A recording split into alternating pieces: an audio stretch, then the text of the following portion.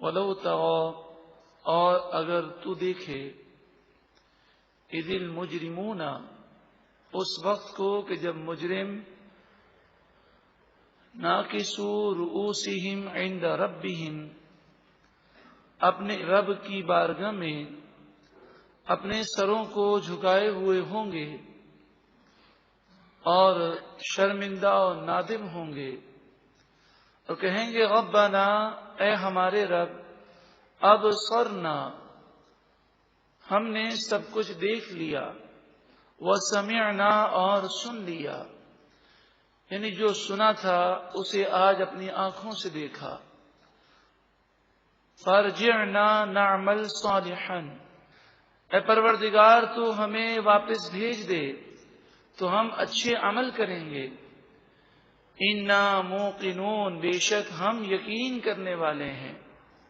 اس آیت کریمہ میں بہت ہی پیارا درس ہے کہ آج انسان گناہ کرتے وقت یہی خیال کرتا ہے کہ میں کل نیک بن جاؤں گا، اور پھر جب وہ کل آتی ہے یعنی موت آ جاتی ہے تو اس وقت وہ ندامت کے آنسو بہائے گا، مگر اس وقت کے ندامت کے آنسو قبول نہ ہوں گے۔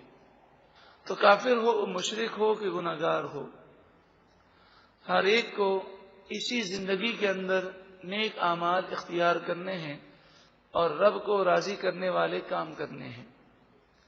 سستی و غفلت کے بعد صرف افسوس کرنا باقی رہ جائے گا۔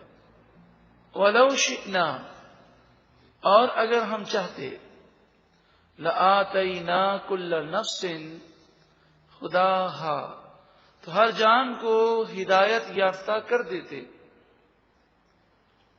انسان کے اندر ایسی صلاحیت ہی پیدا نہ کی جاتی کہ وہ اپنی عقل استعمال کر سکے، انسان کے اندر ایسی صلاحیتیں پیدا کی گئیں کہ عقل کو استعمال کرے، دو راستے دیے گئے، اور اس میں سے کون سا راستہ وہ منتخب کرتا ہے یہ اسے اختیار دیا گیا۔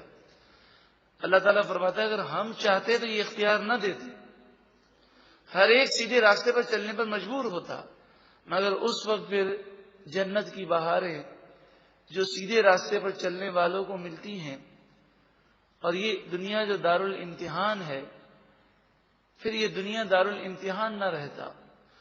ولیکن حق القول منی، ہاں لیکن میری طرف سے قول ثابت ہو گیا، لَأَمْلَأَنَّ جَهَنَّمَ مِنَ الْجِنَّةِ وَالنَّاسِ أَجْمَعِينَ، کہ میں نے کہا ضرور بضرور میں تمام جنات سے اور تمام انسانوں سے جو گناہگار ہوں گے، کافر ہوں گے، ان سے جہنم کو بھر دوں گا۔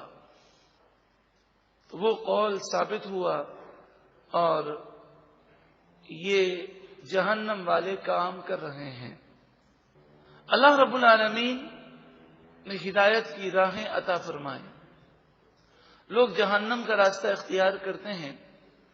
اگر سارے دنیا کے لوگ جہنمی ہو جائیں تو رب العالمین سب کو جہنم میں ڈالنے پر قادر ہے۔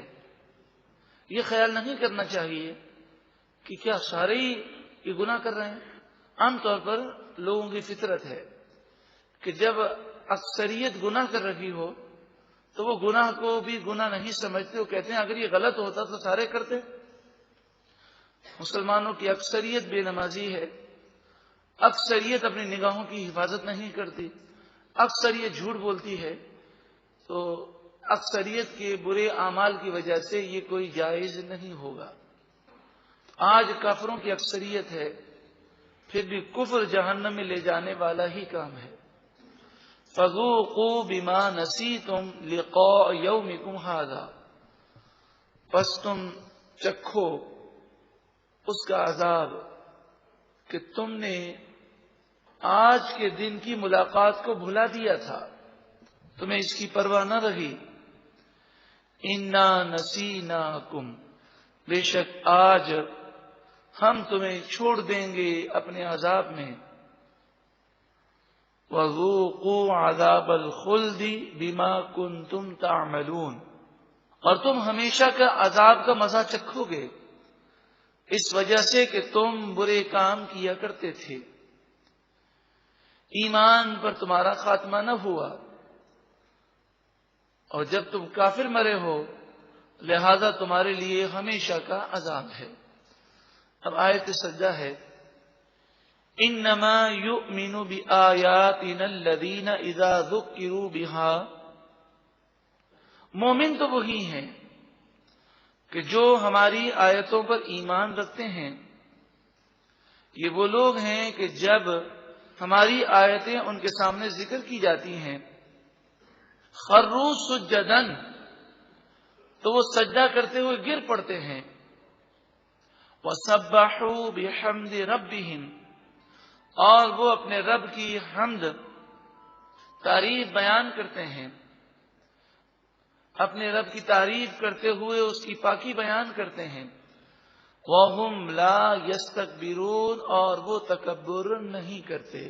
اس آیت کریمہ میں یہ جو فرمایا گیا کہ آیتیں سن کر وہ سجدے میں گر جاتے ہیں، اس سے ایک مراد تو یہی ہے کہ اللہ تبارک و تعالی کی عظمت کا اقرار کرتے ہیں اور وہ اپنے آپ کو سجدے میں جھکا دیتے ہیں، اور دوسری مراد دل کا سجدہ بھی ہے کہ جب قرآن کی آیتیں سنتے ہیں تو ان کے دل اللہ کی بارگاہ میں جھک جاتے ہیں اور وہ عاجزی انکساری کا پیکر بن جاتے ہیں۔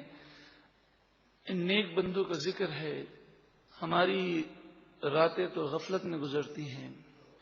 تتجافا جنوبهم عن المضاجع، ان کے پہلو بستروں سے الگ ہو جاتے ہیں، یہ نیند کو چھوڑ کر رات کی تنہائیوں میں اللہ کی بارگاہ میں کھڑے ہوتے ہیں۔ یدعون ربهم خوفا وطمعا، اور وہ اپنے رب کو یاد کرتے ہیں اس کے عذاب سے ڈرتے ہوئے اور اس کی رحمت کی امید کرتے ہوئے۔ وَمِمَّا رَزَقْنَاهُمْ يُنْفِقُونَ، اور جو مال ہم نے انہیں دیا اس مال سے وہ ہماری راہ میں خرچ کرتے ہیں۔ اللہ ہمیں بھی ان لوگوں میں شامل فرمائے۔ رات کو تہجد کے وقت اٹھنا اور خوب اللہ کی بارگاہ میں رونا، دعائیں کرنا، نماز پڑھنا، یہ ایسے اعمال ہیں کہ بسا اوقات انسان کی بخشش کا یہی ذریعہ بنتے ہیں۔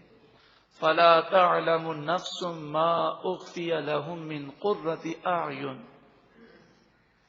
کوئی جان یہ نہیں جانتی کہ اس کی آنکھوں کی ٹھنڈک کس کام میں رکھی گئی ہے، کوئی جان یہ نہیں جانتی کہ کس کام میں اس کی آنکھوں کی ٹھنڈک ہے، یعنی وہ نہیں جانتا کہ کون سی نیکی اسے جنت میں لے جائے گی، کون سی نیکی اس کے لیے آنکھوں کی ٹھنڈک کا باعث بنے گی۔ لہذا کسی نیکی کو حقیر اور چھوٹا سمجھ کے نہ چھوڑو، کیا معلوم اسی نیکی سے اللہ راضی ہو جائے، اور کسی گناہ کو چھوٹا سمجھ کے نہ کرو، کیا معلوم اللہ تعالیٰ اسی گناہ پر ناراض ہو جائے۔ جزاء بما كانوا يعملون، جو وہ کام کیا کرتے تھے یہ اس کا بدلہ ہے، یعنی جنت میں انہیں وہ نعمتیں دی جائیں گی جس سے ان کی آنکھیں ٹھنڈی ہو جائیں گی۔ افمن کان مؤمنا، کیا جو مومن ہو، کمن کان فاسقا، وہ فاسق کے برابر ہو سکتا ہے۔ فاسق یعنی گناہگار، مومن سے یہاں مراد ہے مسلمان بھی ہو اور نیکوکار ہو، تو جو نیکی کرنے والا ہے وہ اور گناہ کرنے والے دونوں برابر نہیں ہیں۔ لا یستوون، تو یہ دونوں برابر نہیں ہیں۔ ہم نے تو برابر سمجھا کہ گناہ کو کوئی چیز ہی نہ سمجھا۔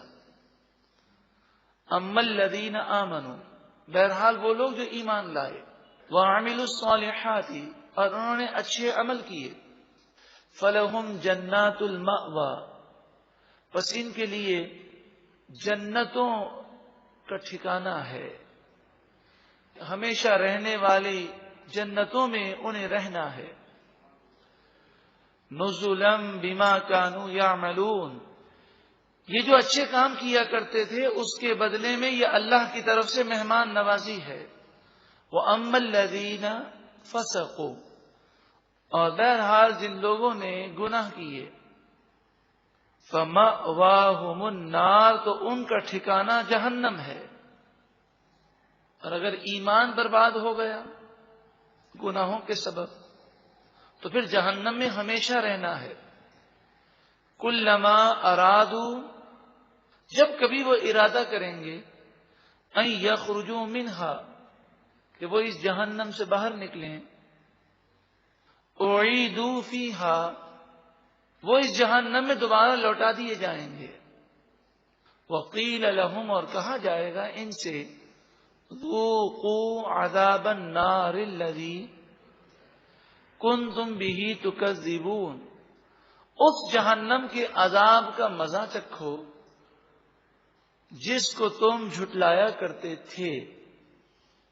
مومن مسلمان جہنم کے عذاب کو جھٹلا نہیں سکتے، مگر کبھی کبھی انسان نادانی کرتا ہے اور مذاق میں کفریات تک بک دیتا ہے، پھر توبہ نہیں کرتا اور اسی عالم میں اگر دنیا سے جائے تو پھر تو ہمیشہ کے لیے جہنم ہے.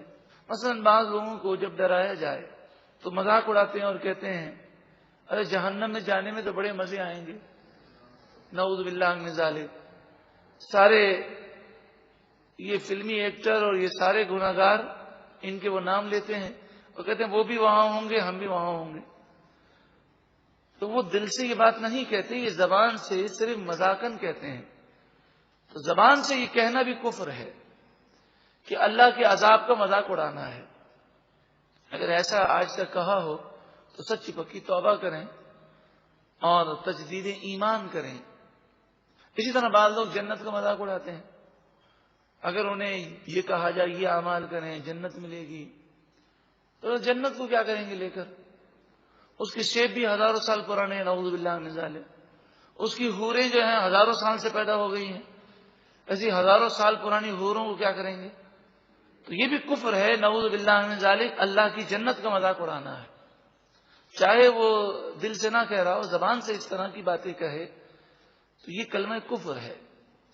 تو نہ تو جنت کا مذاق اڑانا چاہیے، نہ جہنم کا، نہ فرشتوں کا، نہ انبیاء کا، نہ کتابوں کا.